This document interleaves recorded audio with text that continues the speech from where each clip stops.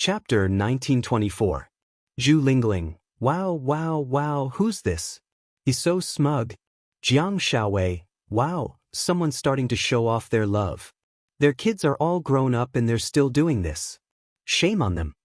Jing Jixin. Sis, can you take me with you next time?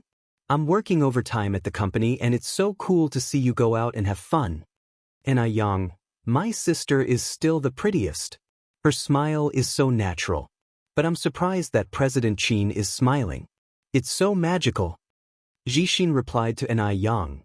It's rare. Brother-in-law only smiles like this when he's with my sister. Bella, President Qin, President Hua, I'm going to swallow this pita with tears in my eyes. Qin Jie, director is so cool. Gao Ran, Mr. Qin's gesture is wrong. You should put your hand on Huamin's chest. That's called pita. Zhu Lingling replied to Gao Ran, is that something a police officer should say? Vulgar. Gao Ran replied to Zhu Lingling, I'm sorry honey. Please enlighten me. Zhu Lingling replied to Gao Ran, you should say, Mr. Qin should just put his hand under Mion's skirt. Gao Ran replied to Zhu Lingling, you're really experienced. So perverted. Huamin replied to Zhu Lingling, the one above, come down. I promise I won't beat you to death. Tang Chuan, I don't think they're a good match. Huamin and Lord Su still look like husband and wife. Huamin replied to Tang Chuan, young Master Tang, did you forget to take your medicine before you went out today? Su Yu, no bean in pudding. Bad review. Huamin replied to Su Yu, I don't accept bad reviews. Thank you. Honey, why are you so happy? Qin Chu looked at Huamin and giggled. These vulgar people, they're making a mess of my comments. Did he praise you? Qin Chu asked. How did you know? Am I praising you? Huamin, your husband is so handsome. Huamin, Mr. Qin, please put away your arrogance. How could Mr. Qin still have the mood to joke at a time like this? After entering the park, Huamin had more fun than a child. He tried all kinds of things. Even the merry-go-round went up with Pudding and Little Bean. Qin Chu was in charge of recording the video for the three of them. It was filled with warmth. After playing for more than 3 hours, the twins couldn't take it anymore. Qin Ning brought them to a square where there was an ice cream shop. Everyone sat there and rested. At this time, an old man selling colorful balloons suddenly appeared in the square. He had a white beard and was dressed very plainly. Most importantly, his balloons were too beautiful. Unlike ordinary balloons, he twisted the balloons into all kinds of small animals, which were very vivid. Wow, the balloons over there are so cute, Little Bean exclaimed. Pudding seemed to be interested as well. She stood up and looked over. More and more children went over to buy them. The twins were tempted. Do you like them? I'll go and buy them for you, Qin Ning said as she stood up and walked over. After a short while, she came back with a slightly troubled expression. What's wrong? Are they very expensive? Huamin asked. Qin Ning shook her head. No, they're not for sale. The old man said they don't need to pay for them. You can go and get them yourself. Really? That's weird. Huamin was slightly surprised. Wow, that old man is giving them to us for free? So generous. I think I want the one in the shape of a deer. Then I'll give it to Big Brother Xiaolu. Little Bean pursed her lips. Big Brother Xiaolu? Huamin was confused. He's a celebrity on TV. She fell in love with him after watching a reality show, Pudding explained helplessly. Huamin was speechless. Honey, what should we do? Huamin didn't know what to do and turned to look at Qin Chu. Qin Chu frowned slightly. Could it be a trap? We should be careful. Chapter 1925. Qin Ning thought about her brother's words and shook her head. Big brother, I don't think so. I checked the old man and he didn't even have any pockets. The security at Disneyland is very strict, so there's no way he would have a weapon. Plus, we have bodyguards, so we should be fine in broad daylight. Qin Chu didn't say anything, but his expression showed that he didn't want his daughters to go. Pudding turned around and walked up to Qin Chu. She hugged his neck and said, Daddy, I think that old man isn't a bad guy. Pudding, bad guys don't write the word bad on their faces. There's also a word called fake in this world. Qin Chu patiently explained to his daughters. I know, but I feel like the old man's eyes are very loving and kind. I want to see him. Pudding rarely asked for anything. This was the first time she begged her dad like this. Qin Chu didn't have the heart to refuse. How about this? Daddy will go with you, okay? Qin Chu was still worried. Okay. Pudding nodded excitedly. Then, Qin Chu held his daughter's hands and slowly walked toward the old man selling balloons. The old man saw the twins from afar. Then he smiled in a friendly manner. Kids, do you want balloons? The old man asked. Okay. Pudding and Little Bean nodded at the same time. But there's only one left. The old man waved the deer balloon in his hand. Pudding and Little Bean didn't say anything. Only then did Qin Chu realize that there was only one balloon left. He couldn't help but blame himself. If he had come earlier, there wouldn't be only one left. Daddy will go to the store over there and buy more for you, okay? Qin Chu coaxed the twins. Before Little Bean could say anything, Pudding said, Give it to Little Bean first. She likes deer. No, Little Bean doesn't have one. I don't want one either. He didn't expect Little Bean, who always looked childish, to be so generous. Qin Chu was very pleased. You're so smart. How about this? After you call me Grandpa, I'll make one for you, okay? The old man smiled. The twins nodded and then said in unison, Hello, Grandpa. The old man smiled lovingly. Then, out of nowhere, he took out a few more balloons and blew them up. Then, it swiftly twisted into a little rabbit. Who wants a little rabbit? Sister likes it. Give her a rabbit. Little Bean was overjoyed. The old man placed the rabbit in Pudding's hand and the deer balloon in Little Bean's hand. The two children instantly revealed innocent smiles. Children's matters were always the most innocent. They didn't understand luxury brands, nor did they understand jewelry and watches. She only liked those simple and free love balloons. Seeing the two little fellows smiling so sweetly, the old man couldn't help but reach out to touch them. However, Qin Chu reacted quickly and pulled his daughter back. The old man smiled awkwardly. His hand missed. Thank you. Qin Chu apologized, but he was still very vigilant. You're welcome. Is that their mother? The old man pointed at Huamin and asked. Yes, the one with long hair is my mother, and the one with short hair is my aunt, Qin Chu explained. The old man nodded with a smile. Looking at Huamin's direction, his eyes seemed to become deep and profound. Qin Chu turned around and left with his daughter. Let's go back. Otherwise, Mom will be worried. Behind Qin Chu, the old man exclaimed, The two babies are very cute. Their eyes are as beautiful as their mother's. Qin Chu frowned slightly. When he turned around, the old man was already gone. It was a bit strange. In a corner of a changing room in Disneyland, the old man took off his human skin mask. Revealing a weathered face, just then his watch rang. He picked up and heard Lu Yen ask, Dad, did you see my sister and the babies? Chapter 1926. I did. Professor Lu's voice was filled with excitement. Well, how is it? Tell me about it. Lu Yen was obviously more excited than her dad. Your sister is just like your mom. She has delicate features and beautiful eyes. So do the twins. I can't believe it when I see them. I feel like I'm dreaming.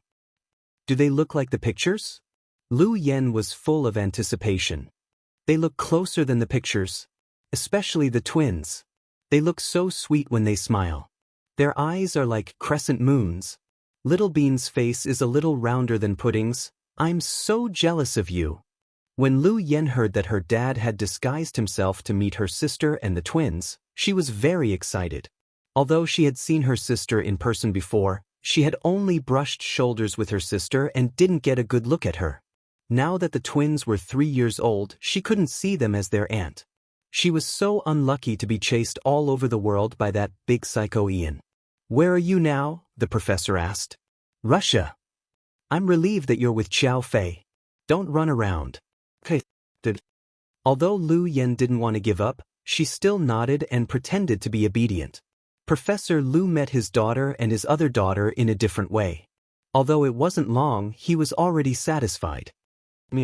After Ian dies, if I'm still alive, I'll definitely go find you. I hope I can see you again when I'm still alive. I want to hear you call me Dad, Professor Lu murmured to himself as he watched the family of 4 disappear into the distance. That old man was a little strange. Qin Chu still felt that something was wrong. He had a feeling that the old man who gave him the balloons wasn't an ordinary person. What's strange? Huamin looked at him curiously. I don't know how to describe it. Anyways, it's not right. Hey, big brother. Don't make a fuss. It's not easy for us to come out and play together. Don't be a wet blanket, okay? Qin Ning reminded him with a smile. Qin Chu didn't say anything else. The family of 4 spent the whole day at Disneyland. At night, they stayed at their own hotel in Disneyland. The twins were very satisfied after watching the fireworks show.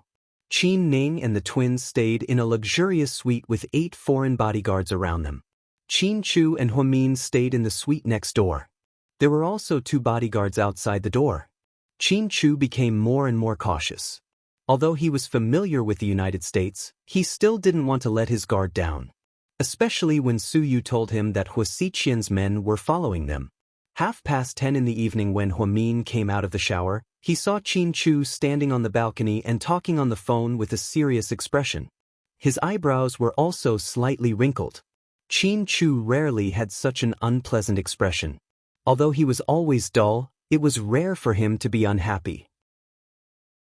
Huamin walked over barefoot without making a sound. Get rid of them all. That's all. Qin Chu's voice was frighteningly cold. Honey, who's calling? After Huamin said this, Qin Chu quickly hung up the phone. Yeah, it's about the company. In China? Huamin was surprised. No, it's about the headquarters. Oh, I see. Huamin nodded. Your hair is still wet, why are you out here? Before Huamin could say anything, Qin Chu grabbed her hand and dragged her into the living room. Then he picked up the hairdryer on the table and began to dry Huamin's messy hair. Every time this happened, Huamin would feel very happy. She could enjoy the care and gentleness that Qin Chu gave her like she was his own daughter. Honey, yeah? Chapter 1927. I suddenly thought of a serious problem, Huamin said in all seriousness. Go ahead, honey. I think, in our next life, I'll be a man and you'll be a woman. I'll definitely marry you then, okay? Huamin said with a smile. But because you'll definitely be gentle and virtuous. You'll cook well and you'll do housework. You'll even blow dry your hair so carefully. You'll be awesome. Huamin praised Mr. Qin. But if I were a woman, I wouldn't marry you, Qin Chu said slowly. Huamin immediately pouted. Why? Because you're not good-looking. Qin Chu teased her on purpose. She thought that Huamin would be angry, but he didn't this time. Instead, he crossed his arms and replied calmly, Is looks that important? No matter how good-looking you are, it's the same with the lights off. Qin Chu's heart was in a mess. Since when did his Mian become so dirty? It seemed like, when he returned to China, he had to have a good talk with Gao Ran and Zhu Lingling. One is marked by the company one keeps. He hadn't watched over her for 4 years, and his daughter had become a female hooligan. Why aren't you saying anything? Huamin couldn't help but laugh. Honey, you're right. Qin Chu continued to help dry her hair. Perhaps it was because they were too tired from playing, or perhaps it was because they hadn't been so relaxed in a long time. Huamin slept soundly in Qin Chu's arms. Qin Chu's arms were numb, but he didn't want to move for fear that Mian would wake up. He tilted his head and looked at her closely. He could even see her eyelashes clearly. Even if he hugged her like this every night and spent every day with her, he still felt that it wasn't enough. It was as if he didn't even want to sleep, because a person's life was imperceptibly slipping away. He felt that if he slept a little longer, he would lose tens of seconds of time with Huamin. It would be a pity. Qin Chu knew that his way of thinking was wrong, but it was hard to control himself. Huamin didn't know that Qin Chu cared so much about her now, and to such an extent. The next morning after breakfast, the family played in the park for the whole morning and took many beautiful photos. In the afternoon, Qin Ning and the bodyguards took the twins to Qin Ning's father's villa. Qin Chu drove a dark blue Ferrari sports car and took Huamin on a road trip. They were going to travel all over California along the most beautiful roads. Along the way, Huamin was as excited as a child, looking at the beautiful scenery on the road. Actually, the scenery in the United States was not as varied as that in China. But every time you go to a place, you feel different. Especially in the quiet countryside, looking at the villas in the suburbs, gardens, and endless lawns, one's mood was really different. The sun was setting in the west. Qin Chu turned on the music and played the familiar song, Hotel California. The familiar lyrics echoed in the car, accompanied by extreme speed and passion. At this moment, his heart and mind were completely empty. Huamin, who was always reserved, couldn't help but stand up in the car. He reached out his hand above the convertible sports car, facing the evening wind and the sunset, listening to the most moving and emotional song, Hotel California. Huamin was so moved that he almost cried. He felt a lump in his throat. "Honey, you look so touched, so, do you think of something?" Qin Chu asked, even though he already knew the answer. Chapter 1928. Do you think I'm that forgetful? Huamin pursed her lips and smiled. Then, the two of them looked at each other and smiled. Needless to say, they both knew what the other was thinking. 4 years ago, Qin Chu came back to China and married Huamin. Although the method wasn't very glorious, Huamin wasn't willing. But fortunately, they didn't miss it. Once, when Qin Chu drove Huamin to listen to this song, they talked about California. Qin Chu said that California was very beautiful, and that he had to bring Huamin there if he had the chance. He was never a person who liked to brag, so even if it seemed like an unintentional promise, he had to do his best to fulfill it. His schedule for this trip to the States was very tight, but even so, he still squeezed out some time. He took Huamin with him, and the two of them spent some time alone, watching the sunset in California. At this moment, Huamin felt very satisfied. The scene that he had once described as a beautiful dream could actually come true. "Honey, thank you for helping me fulfill a small wish." Huamin smiled sweetly. This most beautiful side was deeply imprinted in Qin Chu's memory. Sometimes, a person's eyes were the best camera. They could record the charm that a camera couldn't capture. In Qin Chu's eyes, the mountains and rivers couldn't compare to Huamin's smile. Perhaps this was what it felt like to love someone. The two of them drove all the way, and by 7 p.m., the sky was already dark. Plus, they didn't pass by a particularly big city. For safety reasons, Huamin didn't let Qin Chu drive. "Honey, let's find a place to rest. We'll continue tomorrow morning. I'm not tired, or you can drive for a while. I promise I won't crawl under your skirt." "Huamin, that's not the point. Please, I really don't know how to drive a car here. I'm not used to the steering wheel. What if I get into an accident? I don't have an American driver's license." "Alright, I know what you mean. The GPS shows that there is a motel 4 kilometers ahead. We can rest there for the night." Huamin nodded in satisfaction. Finally, the two of them stopped at a pretty motel in the suburbs. Qin Chu paid the money and communicated with the boss. After parking the car, they washed it. Then, Qin Chu and Huamin entered the hotel. She took a shower and changed her clothes. It was Huamin's first time staying at a motel. Because it was rare in China, she was still full of curiosity. "Is it fun?"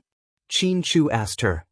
"Yeah, this is the first time I've seen a hotel with a parking lot connected to the rooms, and the decorations are so unique. It's a refreshing feeling. Americans pay attention to the mood. They won't deliberately set up a sex hotel to let you find that kind of mood." "That's true." Huamin smiled. "Are you hungry?" Qin Chu lovingly touched her face. "I'm okay. Let's go get something to eat." After speaking, Qin Chu pulled Huamin out of the hotel. The two of them wore simple white couple t-shirts and looked a few years younger. "Boss, do you have anything to eat?" Qin Chu asked in fluent English. "Hamburgers, sandwiches, and fried drumsticks," the tall and strong Caucasian boss replied. Qin Chu looked at Huamin. "Hamburgers," Huamin whispered. "2 hamburgers and 2 Cokes, thank you." After speaking, Qin Chu took out US dollars and placed them on the table. Then, the two of them sat at the table next to the bed to rest. Just then, 5 young people suddenly came in. 3 of them were Caucasian, and 2 were black. They didn't look old, but they were dressed in a hip-hop style. There were many tattoos on their arms. He looked just like a hooligan. The young man in the lead glanced at Qin Chu and Huamin as soon as he walked in. Then he whispered something in English, and those people laughed maniacally. There was obvious mockery in their laughter. Huamin began to feel uneasy. Chapter 1929. Qin Chu could tell that Huamin was a little uneasy, so he immediately raised his hand and placed it on the back of her hand. He tried to reassure her. Huamin looked up at Qin Chu and smiled. The couple had a tacit understanding. Just then, they heard a burst of laughter behind them. What followed was unbearable swear words in English. Huamin and Qin Chu could understand them, and they heard them very clearly. Qin Chu's face immediately darkened.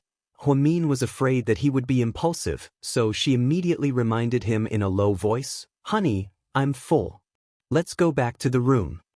Huamin was abroad, so it was better to avoid unnecessary trouble. Plus, they didn't have bodyguards with them, and the other party had 5 tall and strong people. A wise man knew better than to fight when the odds were against him. Although they had only eaten half a hamburger, Huamin said that she was full. She grabbed Qin Chu's hand and got up to leave. She wanted to go back to the room to avoid this boring mess. Qin Chu seemed to understand Huamin's intention. In order to reassure his wife, he wasn't very happy. However, he still listened to Huamin and got up to follow her back.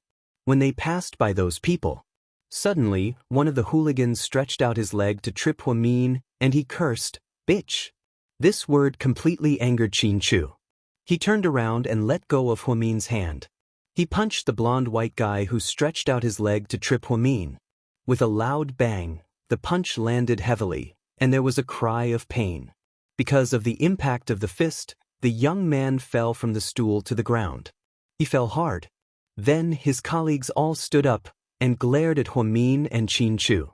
"Honey, stand behind me." "No, I want to be by your side. I don't want to be protected by you." Huamin was worried that Qin Chu's old leg injury would flare up again, so he was determined to stand in front of Qin Chu even if he was injured. Qin Chu lowered his head and coaxed Huamin affectionately. "Good boy, come behind me. Just give me a minute." "Honey." Huamin's face was filled with worry. "Trust your husband." Qin Chu looked at her tenderly. Finally, Huamin stopped being stubborn. He was also afraid that he would be a burden to Mr. Qin, so he obediently hid behind him. Although she was extremely unwilling and worried, she knew that Mr. Qin had his own pride. Sure enough, a few young men rushed up. The 2 black men were burly. However, they only had brute force and their movements were relatively clumsy. Qin Chu's movements were very clean. She had seen it before when Huamin was kidnapped. Therefore, she had confidence in Mr. Qin. 5 pieces of trash shouldn't be a problem. However, at that moment, one of the black men picked up a white baseball bat from the side. This thing was very heavy. If he was hit, he would be seriously injured, especially if he was hit in the head. "Hubby, be careful," Huamin yelled. Just then, the little yellow feather that was lying on the ground got up and pounced at Huamin, baring its fangs and claws. Seeing this, Qin Chu immediately dashed over and grabbed the punk's collar. Then he punched him again. This punch was even stronger than the previous one. The punk immediately felt dizzy, as if the sky was filled with stars. He fainted on the ground again and couldn't get up. The hotel owner seemed to be used to this. He calmly washed the cups while watching the fight. He was as calm as if he was watching a TV show. Huamin, on the other hand, was worried for Qin Chu. Just as Qin Chu knocked out 4 people and there was only one left, the tall white man suddenly took out a gun and pointed it at Qin Chu. Huamin's face immediately turned pale. "You little bastard! Come on, I'll shoot you," the man scolded ferociously. Qin Chu didn't say anything. He just looked at the man quietly. Chapter 1930. Just then, a black man got up from the ground and staggered toward Qin Chu. He threw a punch at Qin Chu's face. He thought that Qin Chu wouldn't dodge because his accomplice had a gun. However, Qin Chu dodged nimbly. His punch missed and he fell to the ground again. "Fuck! If you dare to move, I'll kill you," the white man with the gun shot at Qin Chu. Huamin was so scared that his heart almost jumped out of his chest. "Honey, be careful," she screamed. At this moment, a gun appeared in Qin Chu's hand. Huamin recognized it. It was Qin Chu's gun. She had seen him use it before in China. The man missed Qin Chu. Before he could fire a second shot, Qin Chu shot him in the wrist. His gun fell to the ground. Another hooligan wanted to pick it up, but Qin Chu made another sound. Then, a scream was heard. Whoever dared to pick it up would be shot in the wrist. After a while, no one dared to pick it up. "Crazy. You're crazy, mentally ill." The man covered his wrist in embarrassment and cursed at Qin Chu. Then someone called the police. The police came quickly. What happened? The police officer was white and there were 4 men behind him. He drove a police car and looked very impressive. Before Qin Chu and Huamin could explain, the hooligans complained. He blabbered on, implying that Qin Chu was the one who shot them. The police officer saw that the hooligans were locals and Qin Chu and Huamin were foreigners, so he was very unfriendly to them. He walked over and asked, "Can you speak English?" "Of course." Qin Chu looked at the police officer coldly. "You're suspected of assault. We're taking you back to the police station." "Wait, aren't you going to ask about the cause and effect?" Qin Chu spoke to the police officer in fluent English. His expression was also very unhappy. "I've already asked clearly." The police officer was rude and unreasonable. "But we didn't say anything. You only heard their side of the story." Huamin was also unconvinced. These hooligans took the initiative to cause trouble, and then the guilty party actually sued them first. The most disgusting thing was that the police officers actually believed them, or rather, directly protected them. Huamin did not expect that the United States, which had always talked about world peace and love for wireless, would do such a crazy thing. His mood for traveling was greatly reduced. "You are foreigners. Why should I believe you?" The police officer said confidently. Huamin pointed at the camera angrily and said, "The whole process is recorded here. You can watch the recording for yourselves." Unexpectedly, the hotel owner interrupted. "The video surveillance is broken." "Sorry."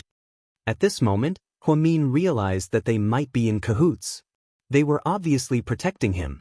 At this moment, Huamin looked at Qin Chu for help. After all, she did not know much about American law. Was she really going to be taken away? Moreover, she was the victim? Wouldn't that be too cowardly? Is this how you enforce the law? Qin Chu looked at the police officer and sneered. "What? You're not convinced? Are you Japanese?" Huamin immediately denied. "Korean?" The police officer asked again. "We are Chinese." Qin Chu and Huamin said in unison. The group of hooligans and several policemen burst into laughter after hearing this. "So you really are Chinese pigs?" The hooligans got up from the ground and asked. "Shut your stinky mouth." Qin Chu raised his gun and aimed again. The hooligans were so scared that they immediately hid behind the police. "Officer, look, they are so rude. Men, take these 2 away." The police officer ordered and his subordinates immediately rushed up. They impolitely pressed down on Qin Chu and Huamin's shoulders. "Wait a minute," Qin Chu coldly said. Chapter 1931. At this moment, everyone looked at Qin Chu. "I'm going to call my friend and ask him to come bail me out." "Your friend? From China?" The police officer's voice was full of mockery. "You'll know when he's here." Qin Chu sneered. "Officer, let him call. Maybe he can pay a high bail," one of his subordinates whispered. The police officer nodded. Qin Chu picked up his phone and dialed a number. Then, he said impatiently, "I'm in California, less than 30 kilometers from Oakland. I'm at a motel called Moto. The police want to detain me. Come bail me out." "Detain you? Don't mess around." The man on the other end chuckled. "I'm not messing around. I'll give you half an hour. I don't care if you take a helicopter or a private jet. That's all. Then Mr. Qin hung up the phone arrogantly. Honey, are you calling Ning Ning? Huamin asked anxiously. After all, Qin Ning was with the twins. To be honest, Huamin didn't want Qin Ning to come. He didn't want his two precious daughters to get involved in this mess. It's not Ning Ning. Qin Chu grabbed Huamin's hand and held it tightly in his palm. Qin Chu gave them half an hour, but it only took them 19 minutes. And they really did come in a helicopter. The roar of the helicopter alerted everyone in the room. When the police officer went out, he was dumbfounded to see the man coming out of the helicopter. I'm not late, right? The man walked out of the helicopter with his subordinates surrounding him. He was wearing a black windbreaker and looked the same as a few years ago. The moment Huamin saw him, she was very touched. Rick, she said softly. Mr. Rick, why are you here? They were surprised to see Rick and were almost scared out of their wits. The Rick family was the biggest gang in the United States and was very powerful. The police didn't dare to touch them. I heard, you want to arrest my friends? Rick asked coldly. I'm really sorry. I really didn't know these two were your friends. Then you're really stupid. Don't you know that he's the big boss of GK headquarters? Rick pointed at Qin Chu. The police officer was dumbfounded. The gangsters were so scared that they turned around and wanted to leave, but they were held down by Rick's men. You want to run? Is it that easy? Mr. Rick, we're sorry. We didn't know. The hooligans were so scared that they almost peed their pants. Forgiving you is something God does, and my task is to send you to God. Then Rick took out his pistol. Bang, bang, bang, bang, bang. 5 shots were fired. 5 hooligans were instantly shot to death. Why kill him? Qin Chu said faintly, as if he didn't care about his own affairs. Don't you deserve to die? Rick asked. Huamin was extremely shocked. This was the first time she had seen Rick kill someone with his own hands. Moreover, he had killed someone so casually. So, officer, what did you see just now? Rick blew the smoke out of his gun. He glanced at the African-American police officer whose legs were shaking. No, I didn't see anything. Very good. You can leave now. Yes. Thank you, Mr. Rick. The police officers were so scared that they almost peed their pants. They scrambled in their police cars and fled. Then, Rick slowly walked over and looked at Huamin with a faint smile. Long time no see, Huamin. Chapter 1932. Rick, it's been a long time. The last time I saw you was when Little Bean and Pudding were 1 month old. Now they're 3 years old. Yeah, time flies. Let's get on the helicopter first. I'll take you to New Orleans. That's my territory. Then, Rick led Qin Chu and Huamin to the helicopter. Wait, there's something else I need to take care of. Then Rick turned his head. Looking at the motel behind him, he said coldly, burn it all down. Spus. Under Rick's orders, the motel was burned to ashes because the owner protected a few hooligans. Huamin began to feel uneasy. She felt that the current Rick was similar to the old Rick, but also different. She couldn't tell exactly what she felt. The helicopter flew directly to New Orleans. When Huamin first heard of this city, she thought of the famous grilled drumsticks in a burger restaurant. It turned out that New Orleans was actually a city, and it was super beautiful. It didn't lose to big cities like New York and Los Angeles at all. The night scenery was also so pleasing to the eye. The helicopter flew directly to Rick's residence. It was an old castle on the outskirts of the city. It looked a little old, but it had a lot of flavor. Unlike South Hill Manor was a modern-style castle built later. Rick's house was a real old castle. It was said that it was built more than 120 years ago. Rick led Qin Chu and Huamin in and went straight to the dining room. The chefs were busy making a lot of delicious food. There was a lot of food on the table. Let's talk while we eat. Rick gestured for them to start. Qin Chu pulled out a chair for Huamin and let her sit first. Then, he took the initiative to tie a white scarf around Huamin's neck. He was very considerate. It's been a few years, but Mr. Qin, you still love your wife so much. Rick smiled. It's been a few years, Rick, and you've learned how to joke. Huamin laughed as well. Can only joke around with us? After all, he doesn't have many friends. Xianxia interrupted. You make it sound like you're my only friend. Rick expressed his dissatisfaction. Xianxia teased, think about it carefully. Isn't that the case? Of course not. Huamin is also my friend, so I have at least two. She doesn't count. She's my wife, the two of us are one, Xianxia argued. Rick finally spread his hands helplessly and said, all right, black-bellied Mr. Qin, you win. Then the three of them chatted as they ate. Huamin no longer cared about the taste of the food. He only cared about the feeling of reuniting with a friend he hadn't seen for a few years. Why are you two staying at a motel? It's not like you, Rick asked. It's low class, isn't it?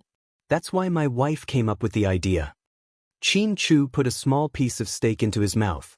Hey, I'm not taking the blame. You agreed, didn't you? Huamin pouted. I meant to drive for a few more hours and spend the night in Oakland. There are a lot of five-star hotels there. I'm doing it for your own good. Aren't you afraid that the roads will be slippery in the dark? Huamin pouted. Yes, honey, you're right. Rick looked at Xianxia, who still loved his wife so much. He was happy for them from the bottom of his heart. Like Gaoran, Rick knew how difficult Xianxia and Huamian's love life was. As a bystander, he felt like he was watching a drama of life and death. More than that, he felt touched. They're already 3 years old. They should be able to talk a lot, right? Rick's eyes were gentle. Chapter 1933. She's not just good at talking. Her words are enough to piss me off. Huamin was both angry and amused at the same time. Just then, Huamin's phone rang. See, what I said came true. Then Huamin picked up his phone. He turned on the video. Hi, Mommy. The twins shouted at the same time. Hi, babies. Where's Daddy? Little Bean asked obsequiously. Huamin took out his phone and pointed it at Xianxia. Daddy, did you miss me? Little Bean immediately asked coquettishly. Of course. Xianxia smiled. You're lying. You won't miss me when Mommy is with you.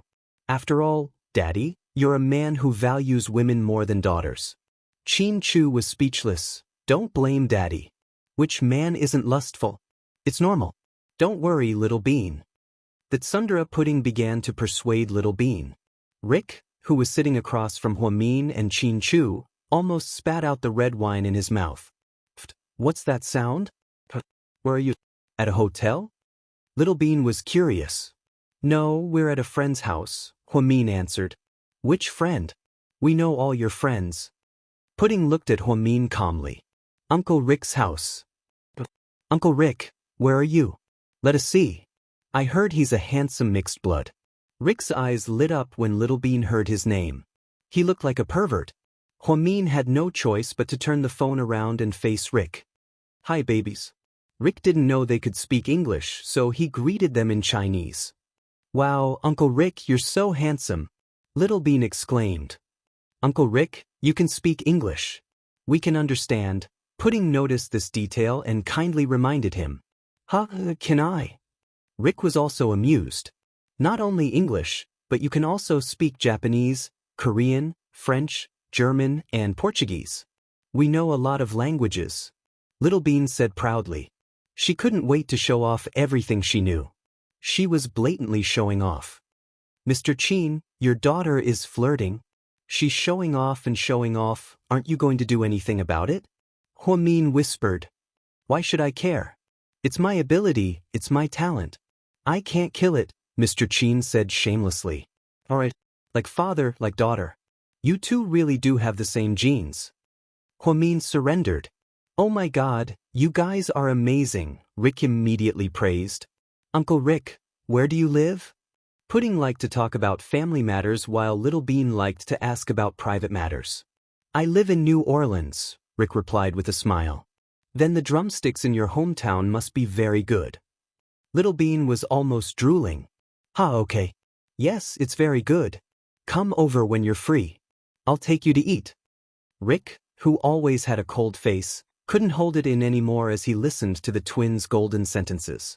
He kept laughing. Huamin whispered into Xianxia's ear in surprise. Honey, I've known Rick for so long, but this is the first time I've seen him so many times. Yeah. So, President Hua, your daughters are amazing. Qin Chu laughed. But, Uncle Rick, you have to keep your promise. Little Bean was excited. Of course. Then can you come and pick us up now? Rick, don't be nervous. I'm just kidding. Little Bean laughed. Rick, Uncle Rick, do you have a girlfriend? This time, it was Pudding who wanted to know more.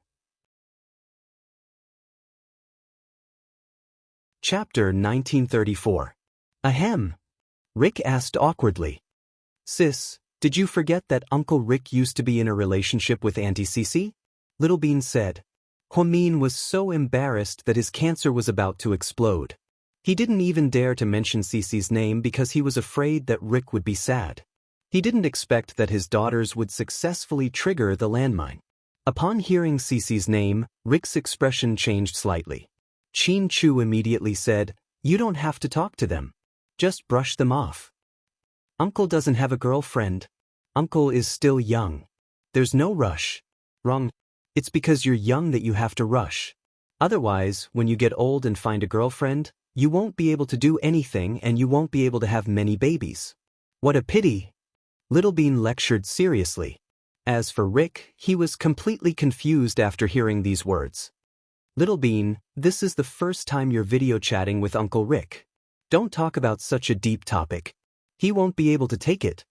The older sister scolded the younger sister. Nieces, you should go to bed. It's late. Qin Ning's friendly voice came from behind. Oh, Annie. I'll say one last thing to Uncle Rick.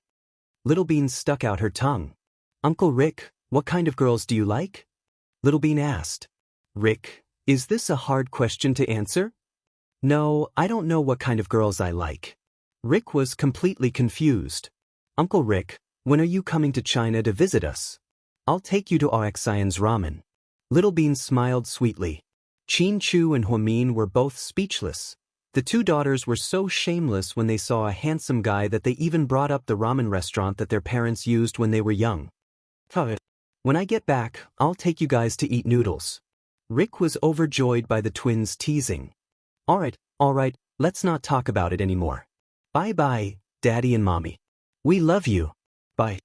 After saying goodbye to Huamin and Qin Chu, the twins immediately hung up. So, the main topic of this video call is Uncle Rick. It seems like we have to take a step back. Qin Chu was jealous. The feeling of being ignored by her daughters was really unpleasant. It's normal. Whenever I video call Suyu at home, it's as if I don't exist. Huamin seemed to be used to it. Do they always talk like this? Rick asked. Huamin nodded, and so did Qin Chu. That's too scary. You two didn't give birth to a baby, it's a demon, Rick said exaggeratedly. Huamin nodded in agreement. I think so too. They just have high IQ and EQ. There's no need to make such a big fuss. Qin Chu looked calm. After the video call, the twins handed over their phones obediently. Then, Qin Ning helped them change into their nightgowns and prepared to take a shower and sleep. Auntie, Pudding called out. Did you see that Rick in the video call just now? Yeah. Is he your daddy's friend?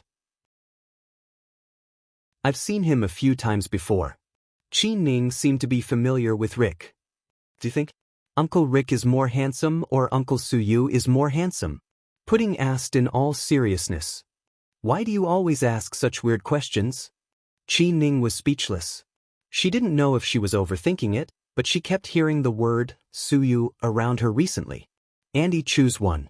Which one do you think is more handsome? Little Bean asked. Chapter 1935. Little brat, you're always giving me a hard time. I'll just say one. Rick is more handsome. After all, he's a mixed-blood handsome guy. Am I right? Qin Ning said helplessly. In the end, she gave a random answer. Nonsense. Our handsome Sue is more handsome, okay? Little Bean couldn't take it anymore. You still remember your handsome Sue? I thought you guys forgot about Uncle Suyu after seeing Uncle Rick? Qin Ning stuck out her tongue and made faces at her nieces. How is that possible? We're nostalgic people. Although Uncle Rick is handsome, he's still not as handsome as our handsome Sue. Auntie, you're not telling the truth, Little Bean emphasized. You're right, Little Bean. Then tell me again, who's more handsome? Little Bean asked with her hands on her hips. Qi Ning nodded helplessly and said, Yeah, Su Yu is more handsome. Which part is more handsome? Little Bean asked. Handsome in every way. Can you tell me more? Don't be so perfunctory. Let me think. Su Yu's eyes are more charming. Is that okay? Yeah, I'm satisfied. I'll let you go. Little Bean nodded in satisfaction. Qi Ning glanced at Little Bean, who was playing with her phone. Little Bean, can we go take a shower and sleep now? Okay, after I send this video, Little Bean said calmly. What video? Qi Ning was confused. I just recorded a short video of you and sent it to Handsome Sue. What? Qi Ning was dumbfounded. Did it have to be so awkward? What did she just say? Oh my God. Little Bean, are you trying to push your auntie to the brink? It's so embarrassing. Qi Ning covered her face and wanted to die. It was impossible to guard against this. What's so awkward about it?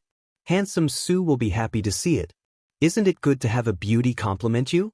Plus, I don't think I'm pushing you to the brink. I think I'm creating an opportunity for you. What opportunity? Qi Ning was still confused. You'll know in the future. Then, Pudding put down her phone and glanced at Little Bean. You did a good job just now. You've recorded everything. Let's see what Handsome Sue says later. So, how are you going to thank me for doing so well? Little Bean asked Pudding. I won't tell Mom that you secretly ate donuts in the morning. Little Bean, seeing the two little guys leave the room and walk towards the bathroom, Qi Ning's heart was about to break down. She finally realized that she couldn't treat them like babies at all. They didn't look like innocent and sweet babies at all. They were two black-bellied little bastards. Qin Zhao Zhao, Qin Mumu, let's talk. In the bathroom, the two little guys sat naked in the large bathtub. They were taking a comfortable bath. Qi Ning sat beside them on a small stool with a serious expression. Sure, what do you want to talk about? Pudding looked at Qi Ning calmly. Do you have some kind of secret plan? Qi Ning narrowed her eyes at her two nieces and asked mysteriously. No, Little Bean immediately denied. Impossible. Why do I feel like you two are plotting against me, plotting against you? Pudding looked at Qi Ning innocently with her cute little eyes. Chapter 1936. Little Bean was wiping Pudding's back with a bath towel. The two sisters were full of love. Yeah. Why do I feel like you're trying to set me up with Suyu? Qi Ning asked awkwardly. In fact, she shouldn't talk about this topic with kids. After all, it was too adult. But if she didn't talk about it, Qi Ning was afraid that her niece would sell her out one day. And you just realized it? You're so slow. Little Bean looked disgusted. Qi Ning, my sister and I have been doing this for a long time. I thought you already knew. I didn't expect you to ask us. I'm really disappointed in your IQ. Are you really our biological daughter? Did second grandpa give you to me when he recharged his phone? Or did second grandma give you to me? Little Bean pouted. Qi Ning, Auntie, you're an adult. Do you still need to ask this kind of thing? Even a blind person can see it. I just want to set you up with Handsome Sue. Pudding admitted calmly. The two brats, one was mocking her and the other was scheming against her. Oh my God, Qi Ning's pure and innocent heart instantly shattered like dumplings. Qin Zhao Zhao, Qin Mumu, am I not good to you? Qi Ning was irritated. Very good. The two sisters said in unison. Then why are you biting the hand that feeds you? Qi Ning looked wronged. Of course not. I think we're grateful. Su Yu is a good man, Pudding explained. Yes, Annie. Don't think too much. Maybe Handsome Sue doesn't like you. So, calm down, Little Bean persuaded. Qi Ning, this is crazy. I'm very calm. No, you look crazy, Auntie. Pudding looked at her quietly.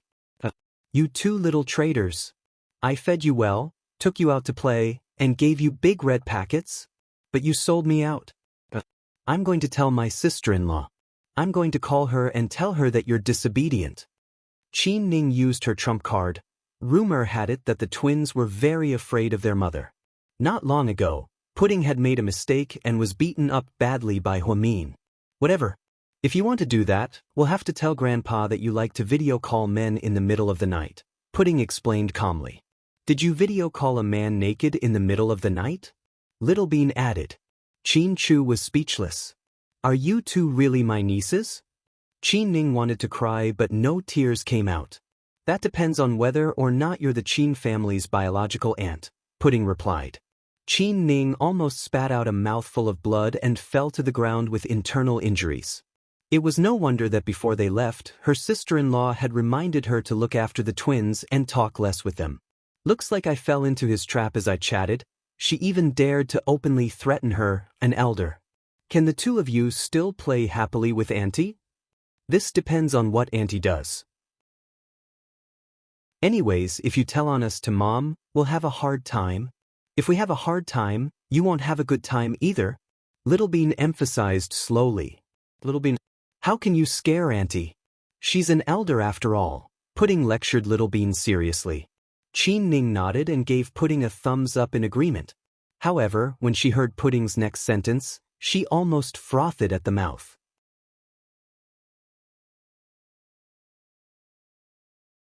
Chapter 1937. If we're going to do it, we have to be ruthless. It's not enough to scare her. We have to find a way to kill her. Qin Ning felt as if she had been struck by lightning. You win? I won't tell my sister-in-law, and you can't talk nonsense to my dad. Qin Ning's father, who was Qin Chu's second uncle, loved the twins very much. He spoiled them to the max, and the twins were very good at coaxing people. If the two of them were really talking nonsense, then she would really be dead. Deal. Pudding reached out and slapped Qin Ning's hand. Then, she asked in all seriousness, so, what do you think about us setting you up with Suyu? Here we go again. Qin Ning was speechless. Tell us, at least let us know what you think. Little Bean stuck out her tongue and smiled at Qin Ning. To be honest, I don't think so. Can you two stop messing around? How can Suyu and I be together? Why not? Pudding asked. Do you think you're not pretty enough for handsome Su? Little Bean interrupted. I've always thought I'm pretty. I don't think I'm not good enough for anyone. I just don't know Suyu that well. That's not a problem. I'll give you two a chance to get to know each other. You can go back to China and live with us at South Hill Manor. As long as you're with us, you'll see him a lot because handsome Su comes to visit us every week. He treats us to good food and takes us to golf. How can I do that? I have a job at the headquarters. Didn't your dad tell you that Auntie is the CEO of GK's headquarters in the United States? What does that have to do with anything? There's GK in China too, and it's also our family's business. My mom is the president, so you can continue to be the CEO. Little Bean made the appropriate arrangements and thought she was a genius. That's different. Plus, I grew up here and I like it here. All my good friends are here. Okay, you won't understand. Hurry up and take a shower. You'll go to bed soon. Qin Ning felt like the more she talked to her nieces, the more likely she would be tricked. Therefore, he decided to end the topic. Qin Ning turned around and went to get towels for the twins. Little Bean asked her sister nervously, do you think Auntie is interested in handsome Su? Will the plan fail? Take it slow. There's no rush. Auntie isn't that easy to deal with, Pudding replied. In China, the headquarters of Imperial Star Group Su had just walked out of the executive meeting when he received a video from Pudding. Initially, he thought that the two little fellows were playing tricks on him. To his surprise, it was Pudding who had recorded Qin Ning, and it was a video of Qin Ning saying that he was handsome. Suyu was completely baffled by her reaction. Just as he was about to call Pudding back to ask what was going on, he suddenly remembered that it should be nighttime in the United States. So, he simply gave up on this idea. New Orleans Huamin, Qin Chu, and Rick finished their dinner. After sitting for a while, they prepared to go to the guest room to rest. While Qin Chu was taking a shower, Huamin suddenly thought of something and went downstairs. Rick was still working on his laptop. Rick? Yeah. Rick turned around and glanced at Huamin. In the past 3 years, You haven't contacted Cici, right? Huamin slowly asked. Yeah, I haven't. Rick's eyes changed slightly and he nodded. A few days before I came, I saw her at the company. Cici, she's already back in China, Huamin continued. Just then, she noticed a subtle reaction on Rick's face. Chapter 1938. Really? She's back? Rick was obviously not confident when he talked about Cici. It was as if there were a lot of things in his eyes. Have you really forgotten her? Huamin asked. So what if I haven't forgotten her? Rick smiled bitterly. I think my sixth sense has always been quite accurate. I'm good at reading people. I always felt that you liked Cici a lot. You're right, I like Cici a lot. Rick's eyes only showed a rare gentleness when he said Cici's name. Huamin didn't say anything, but you can't do whatever you want in a relationship just because you like her. There are a lot of things in between. For example? Huamin frowned slightly as he looked at Rick. Her identity, Rick said slowly. You don't like her background? Huamin found it unbelievable.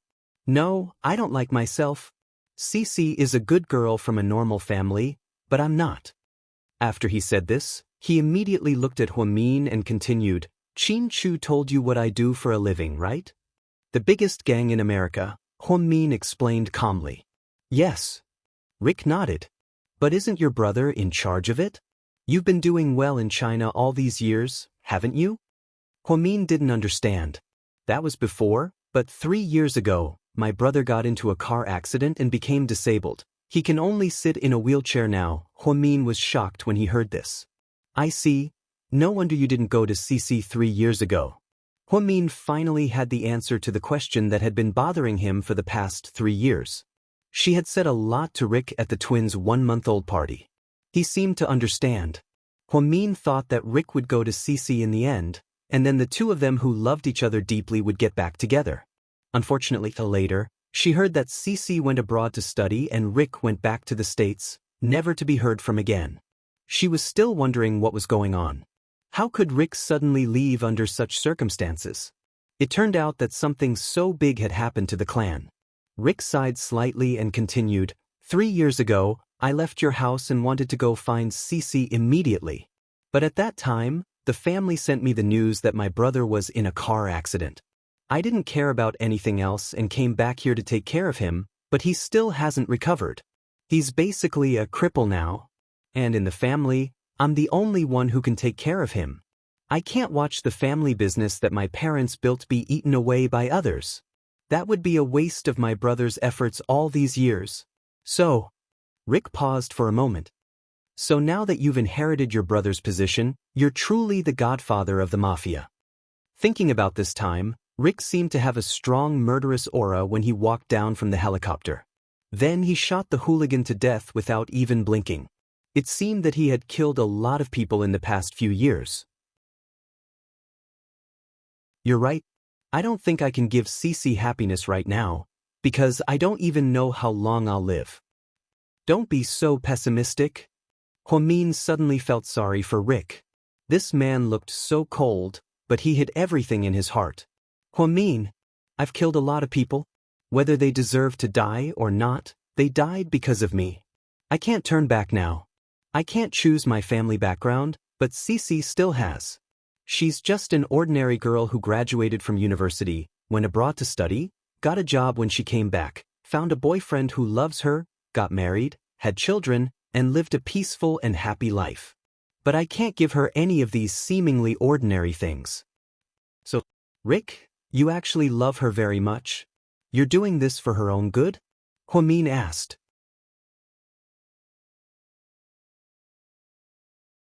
Chapter 1939. Rick didn't say anything, but he didn't say anything. You're just like Mr. Qin. You'd rather bear everything in silence and give the person you love the best life possible. Rick, think about it. Did Cici live a happy life without you for the past 3 years? What you think is happiness, is it really true happiness in her eyes? Don't forget, you're not Cici, neither of us are Cici. You have no right to choose what kind of life she wants to live. Rick didn't say anything. He knew what Huamin said made sense. But as a friend, there's one thing I should say to you. Go ahead. Rick raised his head and looked at Huamin with loneliness in his eyes. Love isn't the most important thing in life, but it's the most regrettable thing. Maybe when you're old, you'll remember that your family and friends treated you so well, but you didn't treat yourself well when it came to love. That's a terrible feeling, because you can't do it all over again. I know. But my current situation, Rick didn't seem to have the strength to do it. I understand your situation. I used to feel the same way. After I broke up with Qin Chu, I felt like there was no love left. Then I went to college and got together with Ning Ziyuan. At that time, I thought it was the same no matter who I was with. The truth is, there's a big difference. If you choose an angel, you'll live in heaven. If you choose a demon, you'll live in hell. If you choose a stranger, you'll have to be prepared to live with that stranger for many years. Rick still didn't say anything. I've said everything I need to say. Rick, I treat you and Cece as my friend. That's why I'm saying all this. I know. I won't let you choose. After all, you have your own difficulties. I just think that it's rare for the two of you to truly love each other. We're the same type of people living passionately in this heartless world. Other people follow the rules, but we follow the rules. Rick lowered his head again at Huamin's words. Okay, I've said enough. Think about the rest, I'm going to bed. Good night, my friend. Rick was very grateful to Huamin for telling him so much. Really, Rick didn't have a friend who dared to tell him the truth anymore. It was so rare. After Huamin left, Rick was in a bad mood. He picked up a bottle of whiskey from the wine cabinet and poured a full glass. Then, he sat on the sofa and drank alone. Godfather, what should we do with Auckland's traitor? A subordinate walked over and whispered, Kill them all. After Rick finished speaking, he raised his head and drank the entire glass of whiskey. The strong alcohol made him very uncomfortable, and his stomach felt like it was on fire. But he couldn't feel the pain, because nothing hurt more than losing Cece. It had been 3 years. For 3 whole years, he hadn't heard any news about her. He didn't even dare to send his subordinates to ask around. Firstly, he was afraid that if he heard news about her, he wouldn't be able to control himself and would look for her. Firstly, he was afraid that he wouldn't be able to take the blow if he heard that she was already married and had a child. Just now, when he heard from Huamin that Cece had just returned to China and wasn't married yet, he was more or less glad. After all, Rick didn't know how he would face Cece if she got married. He took out his phone, unlocked it, and opened WeChat. Then he gently clicked to add it. It was filled with Cece's photos. There were so many that it made his eyes dizzy.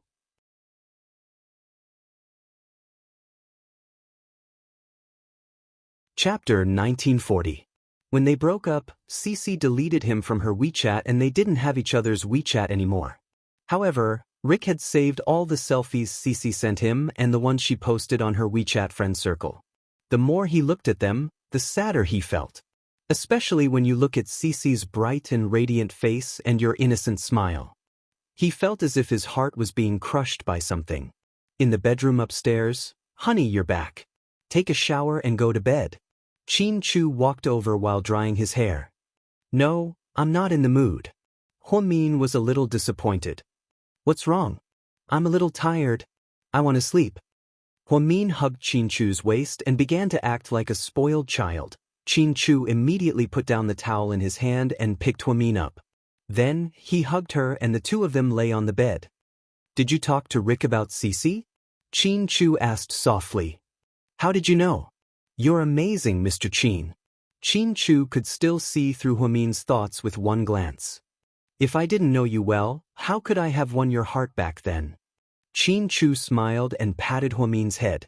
Honey, why can't so many people in love be together in this world? Love requires fate to begin with. How many people have always been deeply in love with each other, but fate doesn't bring them together? How many people are too young, too stubborn, too willful, and miss the person they love the most? You're right. Now that I think about it, we're really lucky to be together, get married, and have a baby. Yeah, we're indeed one of the few people who can persist in love, Qin Chu exclaimed. Speaking of which, I remember now. We're still divorced. We're living together illegally. Ah, Huamin thought about how Qin Chu was forced to divorce Huamin because of Wuxia Qian's scheme. Although it was one-sided, everyone in the city knew about it and even announced it in the newspaper. Don't worry, I'm just putting on a show for Wuxia Qian. We're not divorced. Huamin was dumbfounded. That's not right. We already signed the divorce papers. Yeah? It's not legally binding and I didn't send it to the divorce registry. Do you have the divorce certificate? Qin Chu's asked with a smile. Huamin's head. So, we're not divorced? Huamian giggled. Humph. Oh my God, I thought I was divorced. Huamian looked up at the sky and sighed. I'm this up. Calm. This? What big event? Huamian couldn't remember right away. Our wedding. Our grand wedding, Qin Chu said with a smile. Yeah. We almost had a wedding before, but that bastard Wuxia Qian ruined it. But that's good. When we have a wedding, we'll have 2 flower girls. Huamin didn't know whether to laugh or cry at the thought of his daughters. You're making me miss them, Qin Chu said quietly. Mr. Qin, can't you grow up? They don't even miss us, why should we miss them? They're having so much fun that they forgot about their parents. Huamin pouted. Qin Chu smiled as he took out his cell phone and video called Qin Ning. Hello, big brother. Hi, sis-in-law. Qin Ning waved at Qin Chu happily. Ning Ning, where are Pudding and Little Bean?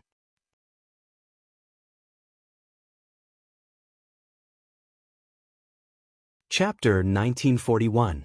Those 2 brats. They fell asleep a long time ago. So early? Qin Chu was a little disappointed.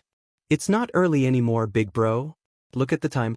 You guys are adults, even if you're not sleepy, the kids are. Okay, I'll call back tomorrow. Wait, big bro. When are you guys coming back? We'll see. Rick wants us to stay here for 1 more day and take us to the manor in the south. Oh. Okay, since my dad likes the twins, we'll let them stay here for a bit longer. Ning Ning, they're not naughty, are they? Huamin asked. No, sis-in-law, my nieces are very obedient. Qin Ning felt guilty and didn't dare to tell Huamin the truth. She was afraid that the twins would hold a grudge against her and take revenge. She had seen what the twins were capable of. They could kill her at any moment. That's good. If they cause trouble or don't listen to you, just call me, Huamin said. Okay, sis-in-law. Ning Ning, when you take them out to play, remember to bring enough bodyguards. Be careful. Qin Chu was really worried about his daughter. Even the bodyguards around Qin Ning were personally picked by Qin Chu. There were 8 of them and it was very eye-catching. They were no less than the president's daughter. Okay, I got it, big bro. Don't worry. Even if you lose me, you can't lose the twins. Don't worry. Then Qin Ning hung up the phone. Qin Chu hugged Huamin and the 2 talked for a while. Then Huamin fell asleep. Seeing that she was asleep, Qin Chu laid her down on the bed. He carefully tucked her in and then went downstairs. Rick was still downstairs. Do you want a drink? Rick looked up at Qin Chu. Sure. Qin Chu walked over and sat down. Rick picked up an empty glass and poured Qin Chu a glass of whiskey. I really envy you. What do you envy me for? Qin Chu took a sip of wine. I envy that you have Huamin by your side. You have a Huamin who will never leave you. As far as I know, you were the one who broke up with Huamian first. I heard that Cici cried her eyes out and looked for Huamian a couple of times. She didn't seem happy about it, Qin Chu asked. A short pain is better than a long pain. I don't think it's a short period of time. It's been 3 years. Qin Chu chuckled. Cici was the first girl I fell in love with, and also the last one. Are you sure? Judging from your tone, are you not going to get married in the future, or are you not going to love anyone else? Qin Chu looked at Rick. What do you think? Rick smiled bitterly and finished the whiskey in his hand. Godfather, you've drunk enough. You can't drink anymore. The butler came up to him and spoke in perfect British English. Get out of my way. Rick's eyes were cold. You've become more ruthless than before. Qin Chu sighed as he thought about how Rick killed so many people today without batting an eye. If I wasn't ruthless, I wouldn't be in this position today. Then, the empire that my brother and father fought for would fall into someone else's hands? Yes, so I understand your choice. Qin Chu nodded. Qin Chu, if you were me, would you give up on Huamin? Would you choose to protect your family? Qin Chu didn't say anything. Before he could answer, Rick smiled and said, You wouldn't, because Huamin is your everything. She's even more important than your life. You don't care about your family, your business, your career. In your heart, Huamin is enough, right? You're right, Qin Chu answered word by word.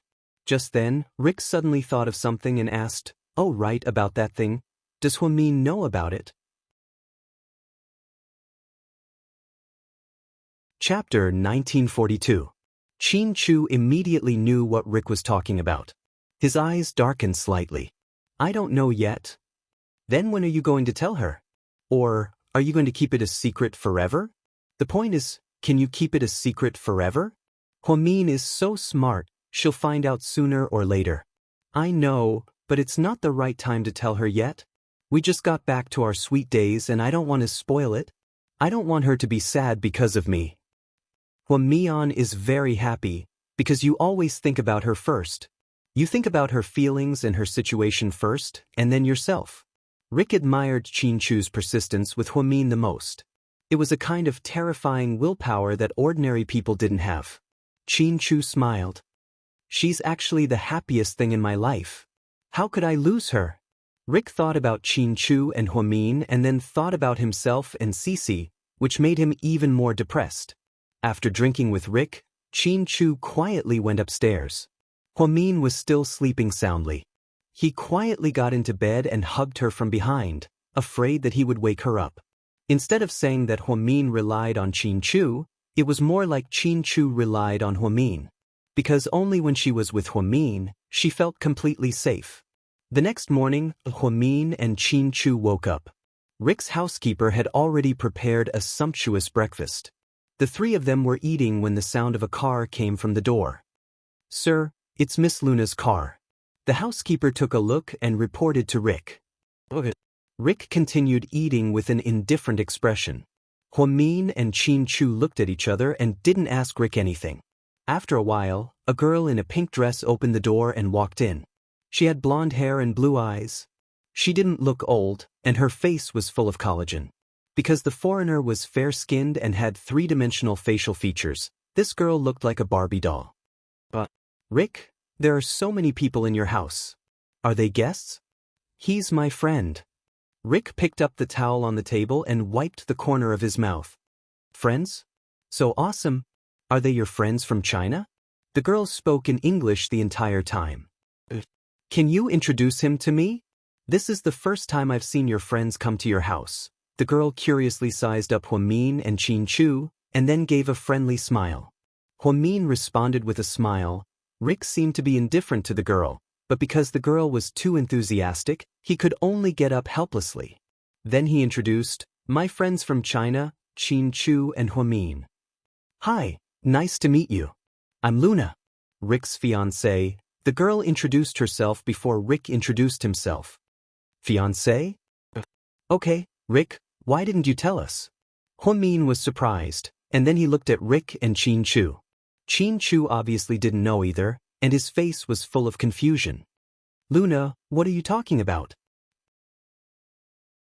Rick frowned slightly, and it seemed like he was very dissatisfied with this girl. What, am I wrong? The girl raised her chin, and it seemed like she was provoking him. You're not my fiancé yet? So, please watch your words, don't scare my friends. I'll be your fiancé in the future. I heard what Dad said to you the other day. He wants us to get married. It's good for both my family and yours. You said you'd think about it too. Qin Chu finally understood, and he looked at Luna. You're from the Frank family? Chapter 1943. You know my daddy too? Luna blinked her deep blue eyes and looked at Qin Chu seriously. No, I've only heard of him. After all, he's so famous.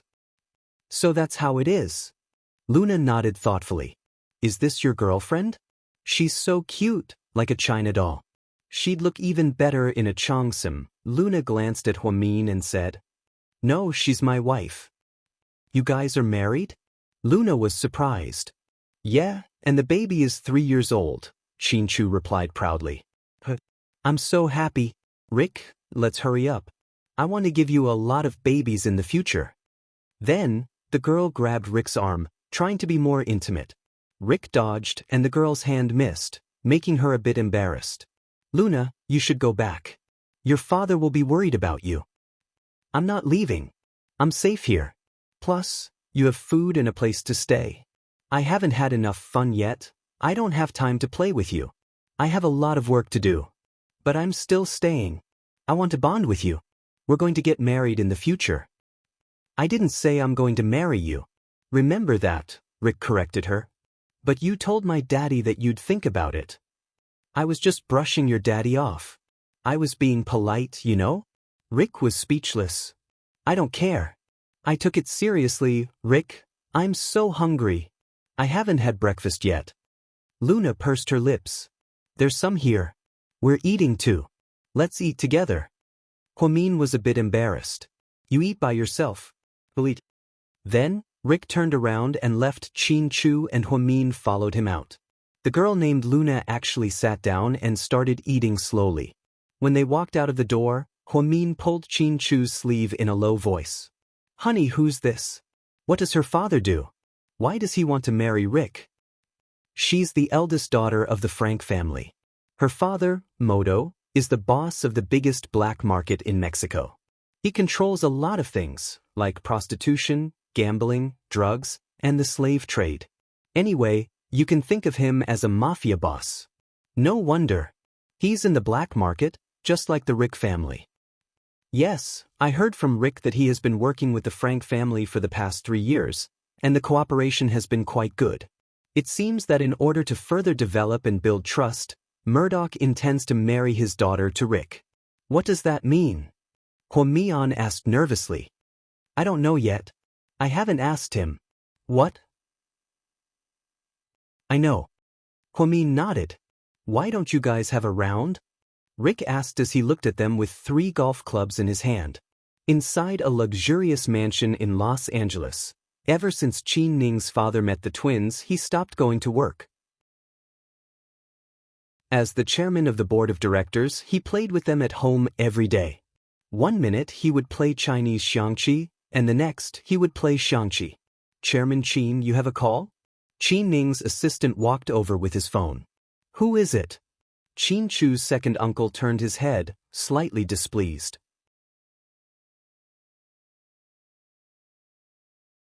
Chapter 1944.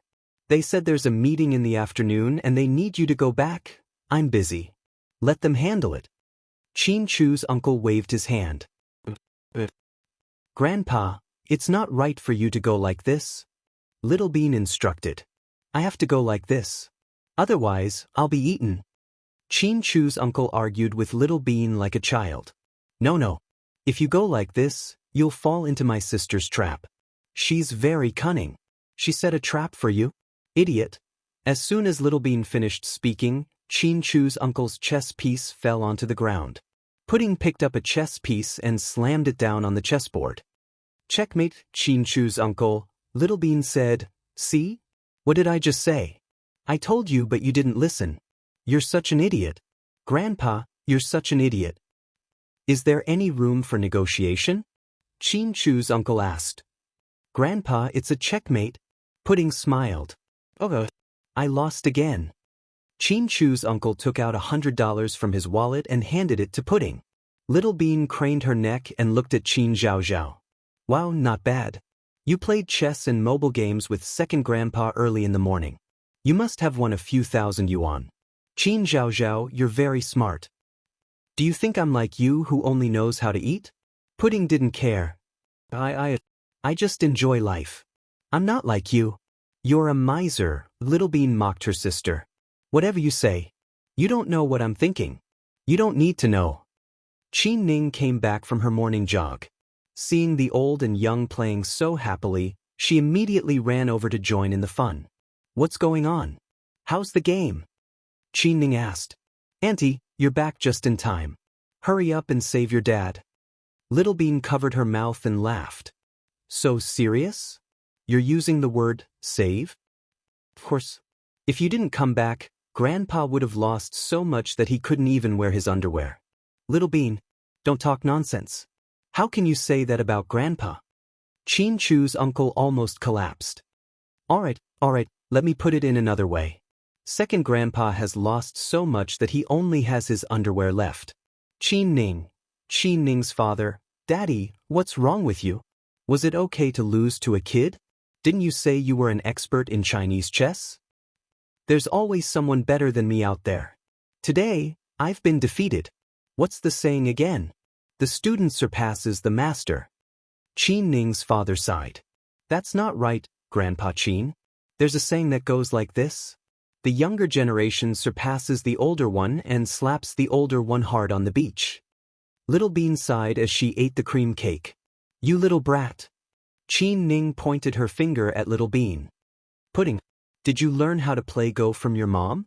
Chin Ning's dad knew that Huamin was a talented girl with a high IQ. She was a fast learner. No, my mom doesn't have time. She's usually busy at the company. Then who did you learn from? Chin Chu's uncle was surprised. I read some basic lessons and played Chinese chess on my phone for a few days. Later, when I went to the Su family, I would play a few rounds with Grandpa Su and Grandpa Su. You know, when you play against an expert, you'll naturally become good at it. Pudding said with a serious expression. Wow, you're so good at playing games at such a young age. Chin Ning's dad really liked the twins, not only because they were smart but also because they were the Chin family's flesh and blood. They didn't come easily. Dad, hurry up and go to the video conference. I'll clean up and we'll go out for hot pot. Chin Ning pushed her father out. Then the two little guys hopped out of the room as well. Chin Ning cleaned up the tatami study. Half an hour later, she came out and looked around but didn't see the twins. Where are my nieces? Chin Ning was puzzled. Chapter 1945. Pudding Little Bean. Chin Ning shouted. Then she went upstairs and downstairs to look for them. When she saw the housekeeper and the housekeeper, she asked, Have you seen the children? I didn't see him, Mississippi. Chin Ning suddenly had a bad feeling. Then she ran out in her indoor slippers without putting on her shoes. Have you seen the twins?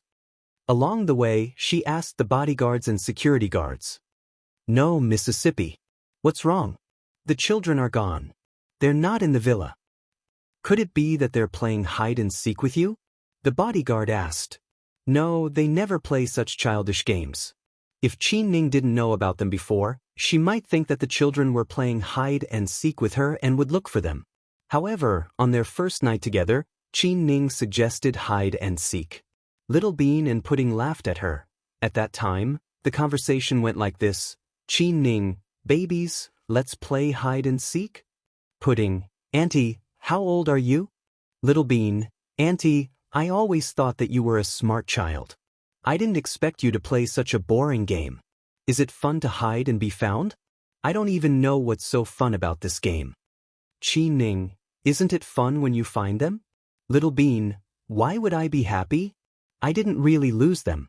I hid them on purpose. Pudding, Auntie, it's late. Go to bed. Chin Ning. From the previous conversation, it could be seen that the twins didn't like childish games. Therefore, she was sure that they weren't hiding. Don't worry, Mississippi.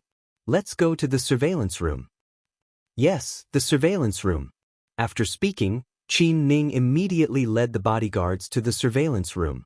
Then, she hurriedly pulled up the video recording. After watching it, Chin Ning's heart turned cold. Because the entire video showed that the twins didn't appear at all.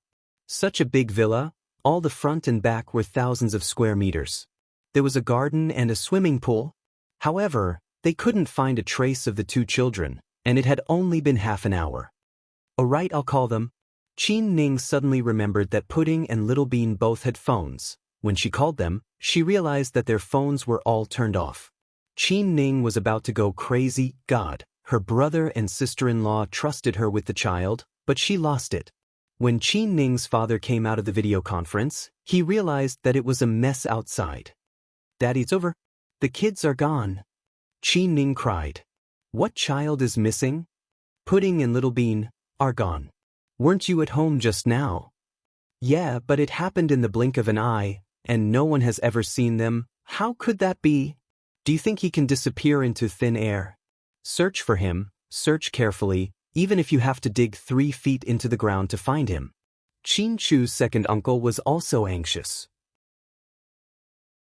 With all the security guards, bodyguards, butlers, nannies, from the front to the back, the basement, the wine cellar, the garden, even the swimming pool, there was still no news of the child. At this time, Qin Ning and her father were on the verge of collapse.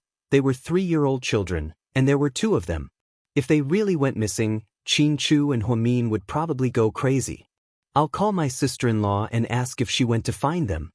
Although Qin Ning knew that it was unlikely, she still called Huamin with a glimmer of hope. Hello? Huamin's gentle voice came from the other end of the phone. Chapter 1946. Sis-in-law, what are you and my brother up to? Qin Ning asked guiltily. We're playing golf. Are you still with Rick? Yeah, we're still in New Orleans. Oh, when are you coming back? Tonight. We're flying back tonight. Okay. What's wrong? What's up? Ning Ning? No, nothing. I just wanted to ask, did Pudding and Little Bean call you? It was 7 in the morning. Pudding sent me a picture, and then nothing happened. What are the 2 of them doing? Yeah, they played chess with my daddy for the whole morning. Tell them to behave and not to bully your grandpa. I will. Sis-in-law, you guys have fun. See you tonight. Okay. After hanging up, Huamin muttered to himself. Ning Ning sounded a bit weird. What's wrong? Qin Chu asked. Nothing. Ning Ning just called to ask when we're coming back. Maybe my uncle asked her to. Okay. We'll leave tonight. Qin Chu continued to play golf with Rick. He didn't know that it was because the twins were missing. The family was in a panic. Qin Chu's uncle even alerted the police in Los Angeles to help look for the twins. Qin Ning almost cried when she remembered that. She even added Su Yu on WeChat. Pudding always video called Su Yu, so Qin Ning remembered his WeChat ID. Afraid that Su Yu would reject her, she even added a note, I'm the twins' aunt. Sure enough, Qin Chu accepted her request in less than 5 seconds. Hello, Mr. Su. Hello. I'm the twins' aunt. I know. You're Qin Ning. Pudding had been creating opportunities for Qin Ning and Su Yu, so they were familiar with each other. Yes, I'm Qin Ning. So, you're looking for me? It was daytime in Los Angeles, but midnight in China. Su Yu was about to go to bed when he saw that someone had added him on WeChat. He was puzzled. Who would be so bored at night? Did Pudding and Little Bean send you a video? Recently? Su Yu was surprised. Yes, the most recent one. I think it was last night. Before going to bed, they're used to sending me voice messages, telling me about the happy things that happened today and sharing them with me. Oh, what's wrong? Su Yu asked cautiously. Oh, it's nothing. I was just asking. Pudding and Little Bean really like to joke around. If they tell you something, don't take it to heart, okay? I know. I've been dealing with them for 3 years. I'm used to it. Su Yu chuckled. That's good. I'll leave you to it then. I still have things to do. After speaking, Qin Ning put down her phone. She felt as if her heart was on fire. Daddy, what should we do? Big brother and sister-in-law are coming back tonight. If the twins are lost, I don't want to live anymore. I even told Big Brother that it was fine. Tears flowed down Qin Ning's cheeks as she blamed herself. You're all useless. How can you not even look after the kids? Qin Chu's second uncle pointed at the bodyguards angrily. Luckily, they were all handpicked by Qin Chu. It was said that 2 of them were retired Navy SEALs. But with so many people, they couldn't even look after the 2 3-year-old babies. They didn't even know how they disappeared. Qin Chu's second uncle looked down at his watch. It had been 2 hours since the twins went missing. Everyone's hearts were in their mouths. They didn't even dare to think if they were kidnapped or something bad happened to them. Daddy, what should we do now? Qi Ning asked while crying.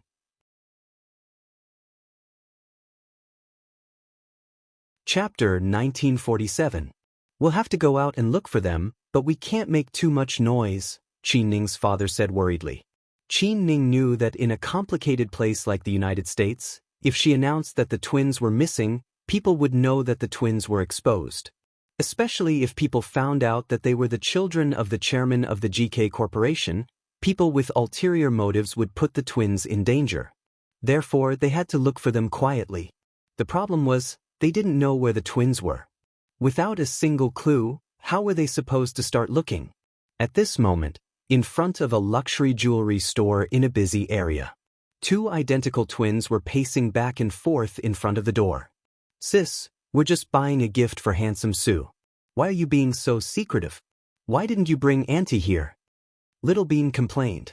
If we bring Auntie here, we won't be able to pick out the gift ourselves. But we didn't bring our phones. Won't Auntie be worried if she can't find us? We'll be back in a bit. What's there to be afraid of? Pudding replied calmly. But we don't have to avoid all the surveillance cameras in the house. Will Grandpa and Auntie think that we disappeared into thin air and traveled to another world? Will they be scared to death? Why do you have so many questions? If you're worried, you can go back first. If Auntie finds out where we are, do you think we'll be able to come out alone? But why do we have to come out alone? Little Bean was confused. Obviously, the two sisters didn't see eye to eye. Do you like to have so many bodyguards following you everywhere you go? Pudding asked aggressively. Little Bean immediately shook her head. No, I don't like it either. But I have no choice. Mommy said that Huasiqian is a big bad guy who wants to catch us. Handsome Sue also told us to be careful of that psycho. But we're not in China. We're in the United States. I don't believe that Huasiqian's people can do whatever they want here. You're right. Little Bean nodded in agreement. If Auntie finds out where we are, she'll definitely send people to follow us. To be honest, I want to experience what it's like to be homeless in a foreign country. Pudding said maturely. Are you looking for trouble? I don't feel safe at all. Let's hurry up and go home. I don't want anyone to kidnap us. After all, we're so pretty, Little Bean said confidently. Don't be so narcissistic, Miss Little Bean. In the big United States, people like us don't care about our looks.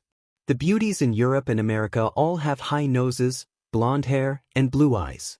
No one will care about us. Don't be so delusional. Before Little Bean could say anything, Pudding opened the door and walked into the mall. Little Bean immediately followed behind her sister. Perhaps because of her personality, Little Bean wasn't as bold as Pudding, nor was she as mature and experienced. She was still a little childish, so she relied on Pudding a little when she went out. Pudding was the one who made all the decisions. Of course, when it came to food, she wouldn't compromise. Hi, baby. The beautiful clerk had never seen such a small customer before, so she was very curious. Sis? I want to see a man's belt. Pudding looked up and said in fluent English. Are you buying it as a gift? Pudding nodded. But where are your parents? The clerk was confused. This was a luxury jewelry store.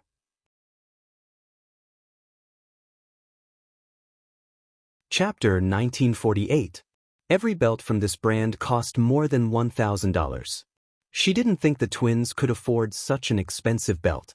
They didn't come. We went out alone, Pudding replied calmly. Ah, the salesgirl looked at them in disbelief. So, can I choose a gift for my friends?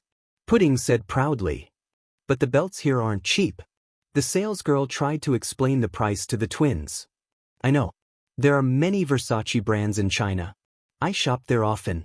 After Pudding said this, the salesgirl was shocked again. However, Pudding was right. Su Yu was a Versace fan, so most of his clothes, wallets, shoes, and daily necessities were from this brand. The twins and Su Yu often went to stores like this, and Su Yu often bought them things when he went shopping. He even bought some for Huamin, but Huamin had never worn them. We have to go home soon.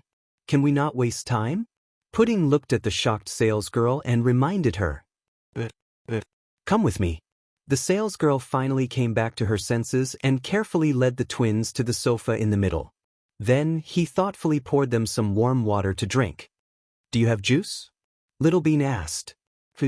We're here to shop, not to eat. Pudding said helplessly. Sis, please bring me the newest and most expensive ones. I only want men's belts. Thank you. Pudding sat on the sofa with her legs crossed. The twins were wearing dresses with suspenders, white lantern sleeves, and dark blue miniskirts. They were very cute and looked like socialites. One look and you could tell they weren't ordinary kids. Even their black leather shoes were handmade by a famous brand. They were extremely low-key and luxurious. Soon, the salesgirl brought over many belts according to Pudding's request. Baby, which one do you like? Put them down first. I'll take a look. Pudding looked at each design and color carefully. I don't think Handsome Sue needs a belt. He has mountains of luxury goods at home. What's the point of giving him a belt? Even if there's a mountain of them in his house, none of them are from us, Pudding retorted. That's true. If you don't want to buy it, then shut up. You're so annoying. Pudding continued to look at the belt. Little Bean drank her water and stopped looking at Pudding and the belt. She looked around. A black belt with a classic Versace pattern attracted Pudding's attention. What was different from the previous designs was that the woman in the design, which was the head of Medusa, had diamonds embedded in her eyes. It was shiny and beautiful. Sis, how much is this one? Pudding pointed at it and asked. This is a limited edition. There aren't many of them, so the price will be higher. The beautiful shop assistant explained patiently. So, how much is that? Pudding asked. More than $5,000. But it's really expensive. 30,000 yuan. Little Bean put down her glass and exclaimed. Sure, I'll take this then. Please wrap it up for me, Pudding ordered. What the, big sis? Are you crazy? Do you have that much money? Little Bean lowered her voice and asked worriedly. Chapter 1949. Don't you have more? The red packets Auntie gave us and the ones we won from Grandpa are enough. Why do you count me in? I didn't say I was going to give Handsome Sue a belt. Little Bean glared at her, unwilling to take out the money. Then what are you going to give him? Don't tell me you're not going to give Handsome Sue anything. You know how much he loves us. Are you going to be an ingrate? Of course not. You don't have to tell me how good Handsome Sue is to us, Little Bean refuted. So, what are you going to give him?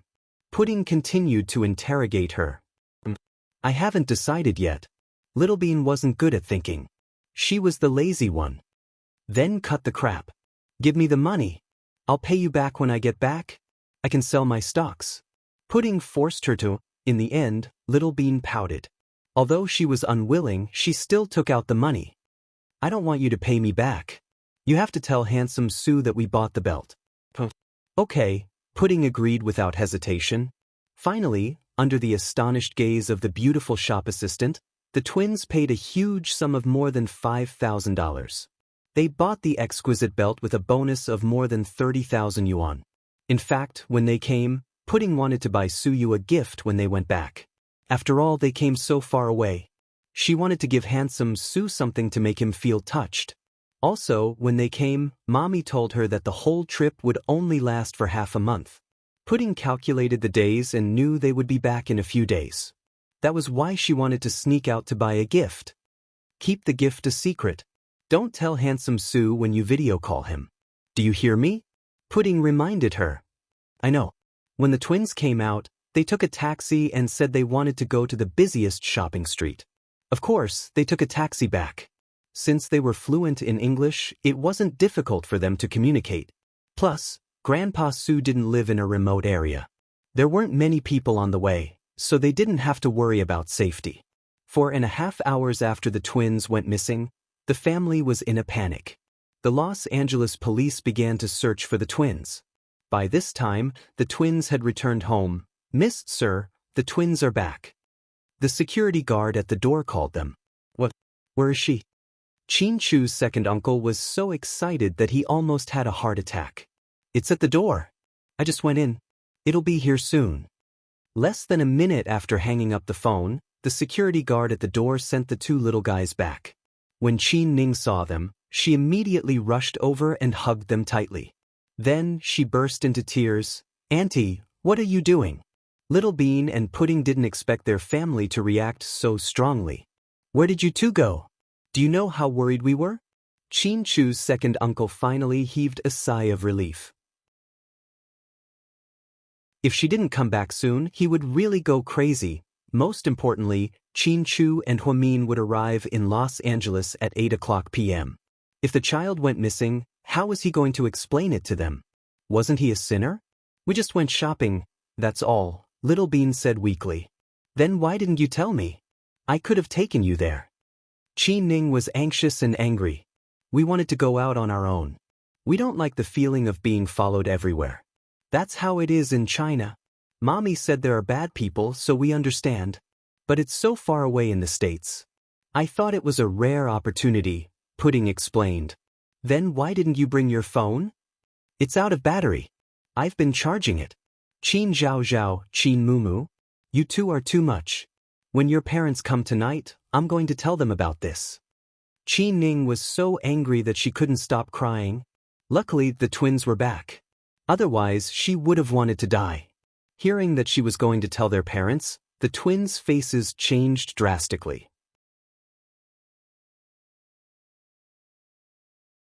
Chapter 1950. "Auntie, we were just kidding.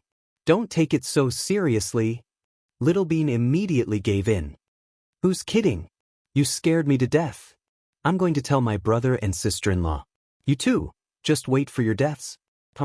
With that, Qin Ning stood up and turned to leave. "What should we do? She seems really angry." Little Bean was worried. "She's really mad." Pudding nodded. "So, did we go too far this time?" Little Bean asked guiltily. Pudding was silent. "Pudding, Little Bean, you two are too much. You scared me to death. I almost had a heart attack. Do you know how worried we were? Why didn't you tell us when you went out? How did you get out without us seeing you?" Qin Chu's uncle was still in shock. "Grandpa, I'm sorry. When we went out, we deliberately avoided the surveillance cameras and went into a blind spot. We timed it so that no one saw us. We just wanted to get rid of the bodyguards and Auntie." Pudding lowered her head and apologized to Qin Chu. "But you know what? If something happened to you too, how could your auntie and I live? How could we face your parents and grandparents? We didn't think too much. We just went out to buy something and came back. We didn't expect it to take so long," Pudding told the truth. "My goodness. Thank goodness you came back. Otherwise, I'd have to ask the entire Los Angeles police force to help us find you." Qin Chu's uncle heaved a sigh of relief. "Grandpa, I'm a little hungry." Little Bean walked over and stood beside her father, acting cute. "Oh, my little baby. You know you're hungry." Grandpa Qin pinched Little Bean's cheek and immediately turned to the housekeeper. "Go and prepare something for the two babies." "Yes, sir." "Wait a minute. Tell the kitchen that I want to eat Chinese food today. Squirrel mandarin fish, spicy pork trotters, fried prawns with scallions, and fried mushrooms. Right. I want borscht too. You can eat that much?" Grandpa Qin was shocked. "Of course. Grandpa, let me tell you, I can eat when I'm at home. Every time the housekeeper in the kitchen sees me." Little Bean stayed downstairs and changed the topic to appease second grandpa. She tried to persuade him not to make this a big deal. They didn't want their parents to know about this. It was fine if their father knew because he doted on them and couldn't bear to tell them. If Mommy found out, he would be dead meat. They had all personally experienced how scary their mommy was when she was angry. Therefore, Little Bean gave Pudding a look. Pudding immediately turned around and went upstairs to coax Qin Ning, who had the most difficulty. Second grandpa was an elder, so he should be easy to deal with. As long as she coaxed him and acted coquettishly, his heart would soften. Of course, she would keep her mouth shut, but Aunt Qin Ning was a hot little pepper. Moreover, she must be very angry with them for being so aggrieved and frightened. When Pudding went upstairs, Qin Ning had just washed her face in the bathroom. Her eyes were red and swollen from crying. She was such a strong person and rarely cried. Since she was young, she had always been strong and wanted to do the best in everything she did. That was why she became a member of GK's board of directors at such a young age and participated in many major investment decisions. But today he was forced to cry by 2 3-year-old girls, and he cried very miserably. "Hello, Auntie."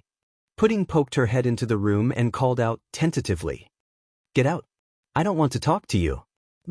Qi Ning turned her head away. She was so angry. She had been worried about them for more than 4 hours. Every day felt like a year. But they went shopping. What could be more infuriating than this?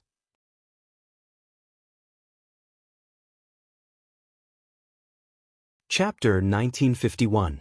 "Auntie, I know you're angry," Pudding said guiltily. Qi Ning kept a straight face and didn't say anything. "But we did this for a reason. Can you at least give us a chance to explain?" "No, there's no chance to explain. If you want to explain, you'll have to explain to your parents tonight." Qi Ning covered her ears. She knew her highly intelligent niece was trying to trick her again.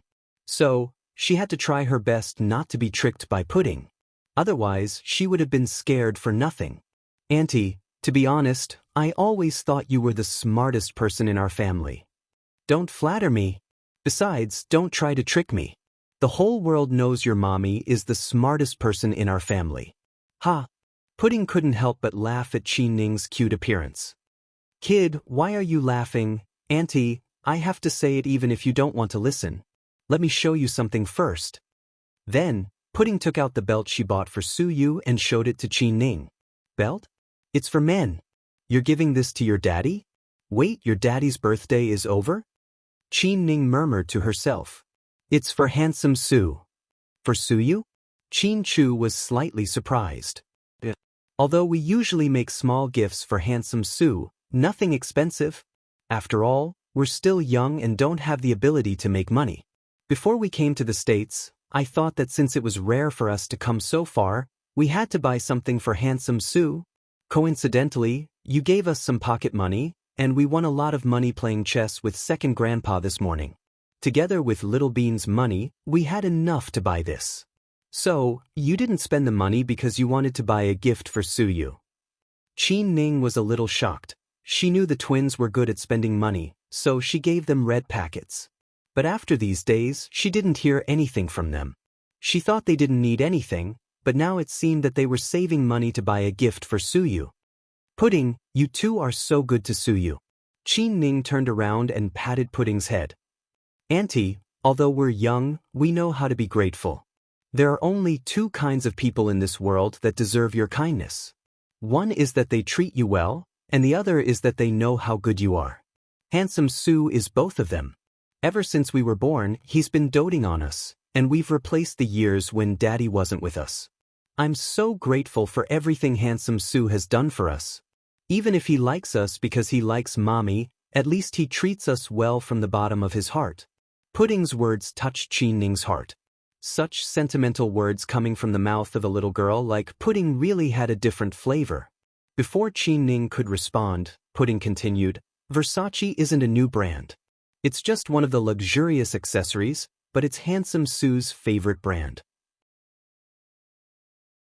He has a lot of things from this brand, so I wanted to buy him something from this brand. As for why it's a belt, guess and because the belt gives off an aura?" Qi Ning guessed.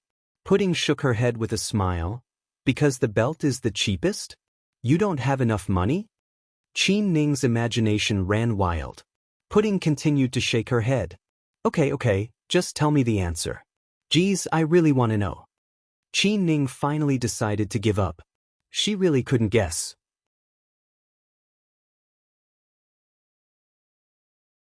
Chapter 1952. No wonder you don't have a boyfriend at your age. You don't even know this common sense.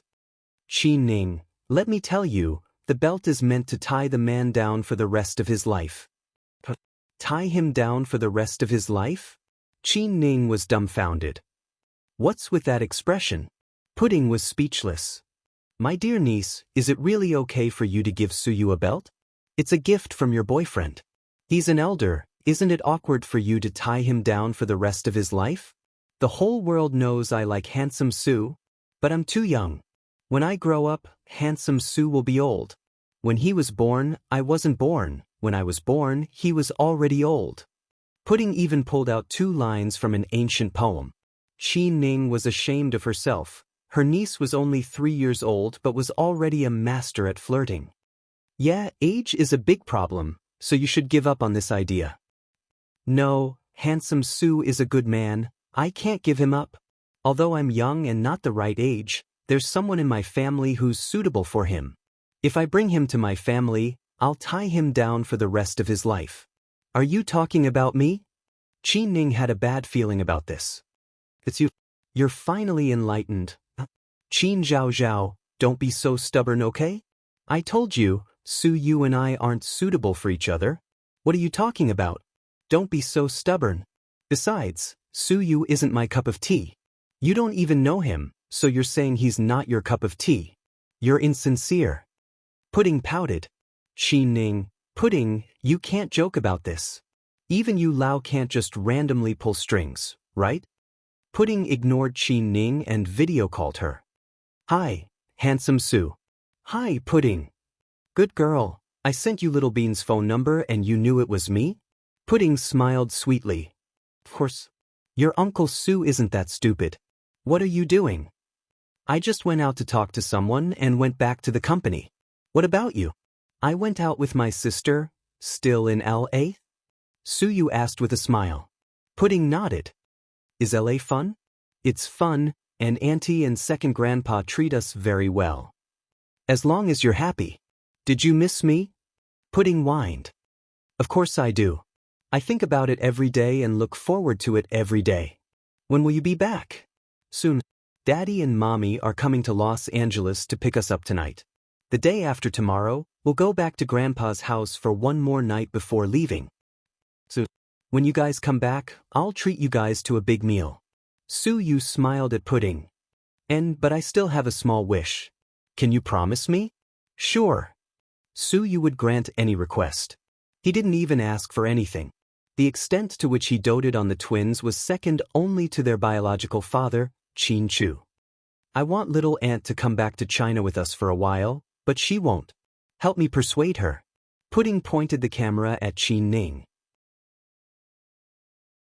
Qin Ning felt extremely awkward. Her eyes were red from crying and she washed her face. She really didn't have any makeup on. She wasn't pretty at all, okay? Su Yu was also caught off guard. Hi. He could only awkwardly greet Qin Ning. Qin Ning smiled awkwardly. If you're not busy, you can come back with them. I can see that they really like you. Hearing Pudding's words, Su Yu really did try to persuade Qin Ning. Qin Ning felt even more awkward.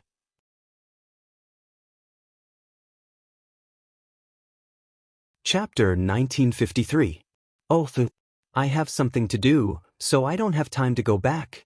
Qin Ning replied softly. Auntie, are you really going to embarrass handsome Su? Pudding began to argue with Qin Ning. No, it has nothing to do with pride. You little brat. Don't cause trouble, okay? Did you mean what you said to me before? What? Qin Ning was surprised. About how handsome Su is. Pudding said innocently. Ahem. Pudding, can you not say that? Qin Ning coughed violently and didn't even dare to look at Su Yu. Don't be shy, Andy. You're both adults, I understand. What do you understand? Qin Zhao Zhao, if you keep acting like this, I'll really have to talk to your mommy. Hearing Qin Ning's words, Pudding immediately became obedient. Handsome Su, that's all. See you later.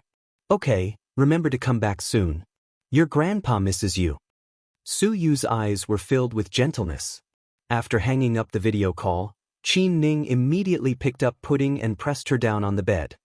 Pudding, why did you set me up again? It's so embarrassing. Do you know how embarrassed I was just now? My eyes were red without makeup. Su, you must have been scared to death. No, you're beautiful. Auntie, you have to be confident. Come on, don't try to get away with it.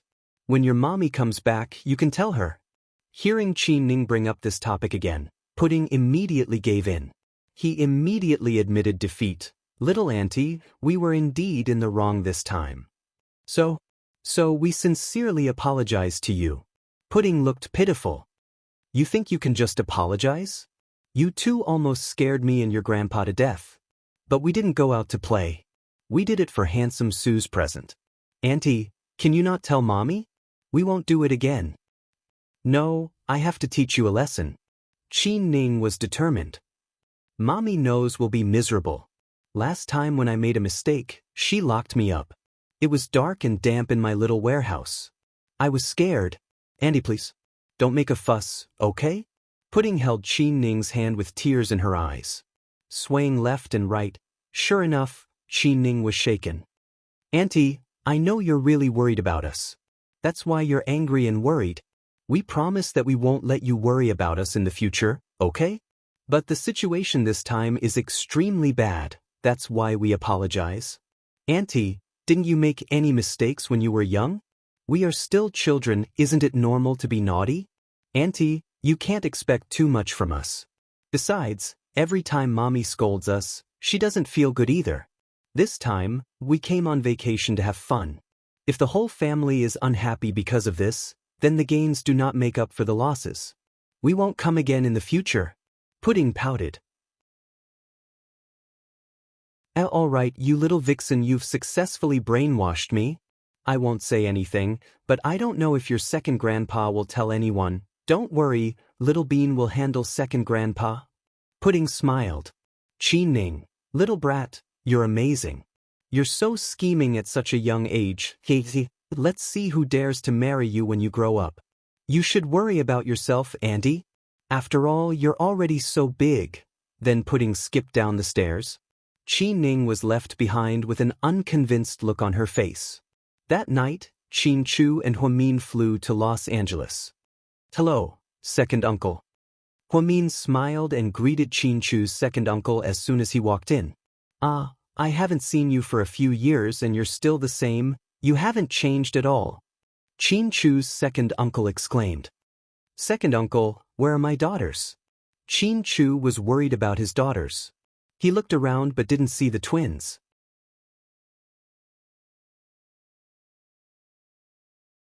Chapter 1954. She's upstairs watching cartoons with Qin Ning. Qin Chu's uncle heaved a sigh of relief. He was glad that the twins were fine. Otherwise, how would he explain this to his nephew and niece-in-law? Me? Talk to my uncle first. There are many things you don't know about the company that you can ask. I've been at the headquarters for a long time. I know a lot more than our dad. Okay, I won't stand on ceremony. Huamin replied with a smile. Towards Qin Chu's uncle, Huamin respected him as much as his parents-in-law.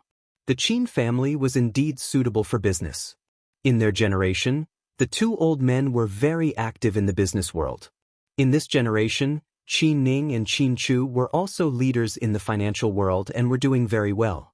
Huamin had always thought that he wasn't suitable for business because he didn't like to socialize. Being a doctor was better. He just needed to focus on treating people. But now, Mian, you've been managing the company well these past few years. You have a good business mind. Uncle, you overestimate me. I don't know much. It's just that my dad and my husband have everything planned out, so I can just follow their instructions. Also, my assistants are very good. I really didn't do it alone. Don't be modest with me. Chu told me that you're talented and smart. No matter what you learn faster than ordinary people. I'm really happy that the Qin family has such an outstanding niece-in-law like you. I'm going to retire soon. You and Chu have to take care of Ning Ning in the future. Uncle, Ning Ning is very good. She's very good. She's been listening to board meetings since she was 13. She knows more than me. I should be the one learning from her. Huamin was very humble. No matter how good Ning Ning is, she's still young. Compared to you guys, she's impatient and doesn't have the calmness and composure. She has to learn from you. There's no rush. Take it slow. Huamin smiled. If you have any objections about the company, you can ask me. Qin Chu's uncle was a workaholic. He would talk about work whenever he didn't like it. Huamin had a lot of things that he didn't understand, so he didn't beat around the bush and directly talked about business with his uncle. At this very moment in the small cinema upstairs, Qin Ning was watching an English cartoon with the twins. When Qin Chu went up, they were watching with great interest. Wow. Sis, look at that. It's so pretty. Little Bean danced around. Pudding's face remained calm. Babies, do you like it? Chin Chu walked over and asked with a smile. Wow, Daddy, you're back? Little Bean's reaction was big. She rushed over and hugged Chin Chu. Chin Chu squatted down and Little Bean hugged his neck tightly. Daddy, I missed you so much. Little Bean kissed Chin Chu's handsome left cheek. Chi Ning and Pudding were dumbfounded. He really is a bootlicker. Chi Ning sighed. I didn't wrong her, did I? Look, she's always so hypocritical. Pudding looked at Little Bean proudly. What hypocrisy? Sis, you shouldn't have said that. I really love Daddy. Little Bean refused to admit defeat. Chin Chu smiled and let go of Little Bean. He waved at Pudding and said, Pudding, come here and let Daddy hug you. To his surprise, Pudding crossed her arms and looked down at her father who was squatting down. She said word by word, Let's not, Daddy. I'm not a child. Don't hug me all the time. Isn't that good? Chin Chu, Chin Ning, ha, big brother, you're so pitiful. You're despised by your own daughter. You're tuning in to the Wang Lin's Journey YouTube channel. Don't forget to subscribe and join us on this journey to catch the most captivating stories.